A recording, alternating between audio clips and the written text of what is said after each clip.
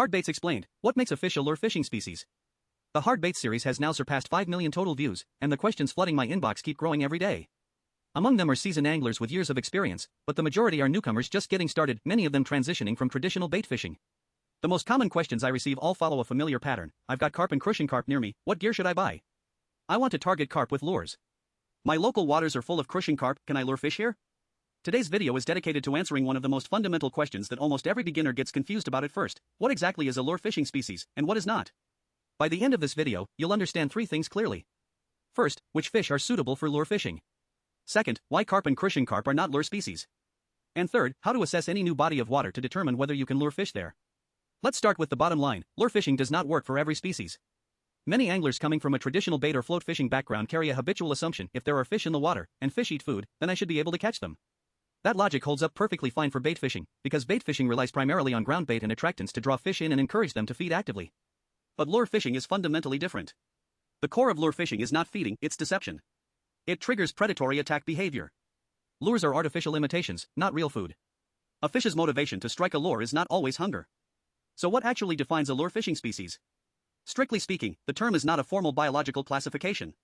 What we casually call lure species are simply fish that are suitable targets for artificial lure presentation, fish you actively search for and trigger into striking. They generally share 3 defining characteristics. The first is predatory aggression. Species like snakehead, coulter, mandarin fish, and bass will actively chase down and attack small fish and shrimp when they encounter them. The second is a diet dominated by live prey. In the food composition of lure species, small fish, shrimp, insects, frogs, and other animal matter make up a high proportion. The third is responsiveness to moving targets. This response is not about hunger, a fish eating because it's hungry, it's an aggressive behavior hardwired into their genes. Lures are designed to move. When you retrieve, twitch, pause, and hop, you're creating action. If a fish shows little interest in moving objects, it is not suited to lure fishing. What are the common lure fishing species? Beginners, don't get overwhelmed by a long list. Just remember a few key ones. Domestically, the most common targets include snakehead, often a beginner's first lure species, highly aggressive, ambush predator, commonly taken on hollow body frogs and soft plastics. Coulter, a classic roaming pelagic predator that loves long-distance pursuit of baitfish, typically caught on vibration baits, jerk baits, and pencil baits. Mandarin fish, China's most iconic ambush predator, prefers rocky structure and is often fished with jig heads, Carolina rigs, and Texas rigs. Bass, whether largemouth or sea bass, are aggressive and diverse in how they can be targeted. And the yellowcheek carp, nicknamed the water tiger, ferocious, blisteringly fast, enormously powerful, frequently caught on metal jigs, jerkbaits, and topwater lures, and a highly prized target among dedicated lure anglers. Other species like redfin coulter, bluegill, and snakehead catfish can also regularly serve as lure targets. So when judging whether a body of water is suitable for lure fishing, you're not asking whether there are fish, you're asking whether there are fish that will respond to an artificial lure's deception. So why aren't crucian carp, common carp, and similar species considered lure species? This is by far the most common question in my messages.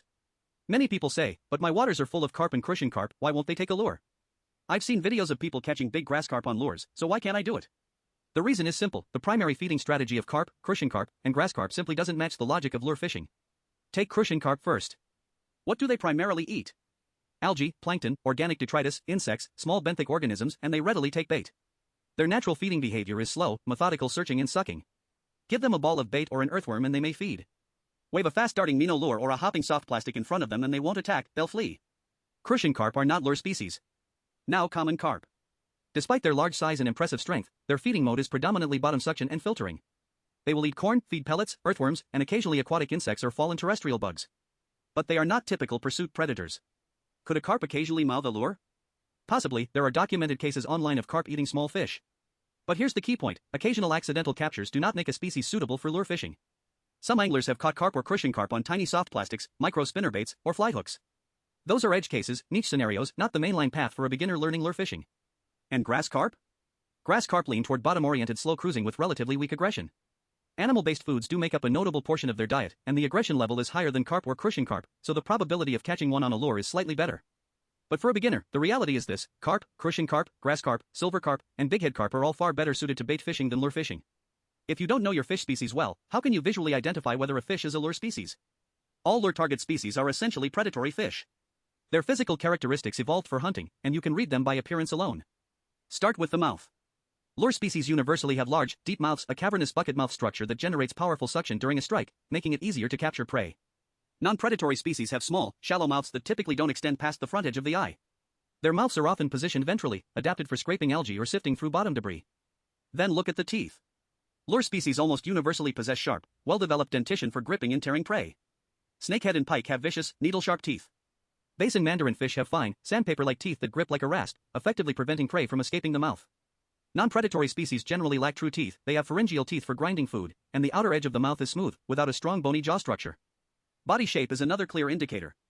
Pursuit predators typically have slender, torpedo-shaped, streamlined bodies like a missile, built for sustained high-speed chasing. The coulter is the textbook example.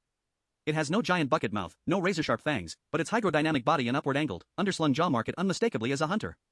Ambush predators, by contrast, have shorter, stockier, more muscular bodies with large heads and wide gape angles built for explosive short-range bursts. Think mandarin fish, snakehead, and grouper. Now look at the non-predatory species. Carp, with that thick, robust body, despite its strength and endurance, is physically unsuited for high-speed pursuit and prey capture just by looking at its shape. Scales offer another diagnostic clue. Pursuit predator scales are small and tightly packed to reduce drag and increase swimming speed. Coulter and ASP are prime examples. Ambush predators tend to have rougher, sometimes more textured scales that aid camouflage. Mandarin fish and snakehead. Non-predatory species have large, loosely arranged scales. Carp and grass carp. However, there is one Chinese species that defies every single rule I've just laid out, the Chinese black-backed barb. At first glance, no one would associate it with a fierce predator. It looks remarkably similar to a common carp. But do not be fooled by its appearance. The barb is extraordinarily aggressive, and its infamous death roll makes its hook shedding rate incredibly high. It is the dream species of creek and stream lure anglers. So to every beginner starting out in lure fishing, don't begin by asking what gear to buy. Begin by asking, what suitable target species exist in my local waters? Identify your target species first, then choose your equipment, lures, and techniques accordingly. That is the only way to avoid wasting time and money heading down the wrong path. If you're still unsure whether the fish in your local waters can be targeted with lures, drop a comment or message me with your city, your water type, and the species you know are present. I'm collecting this data and will produce a dedicated follow-up video on how to choose your first lure fishing setup based on your local species and water conditions.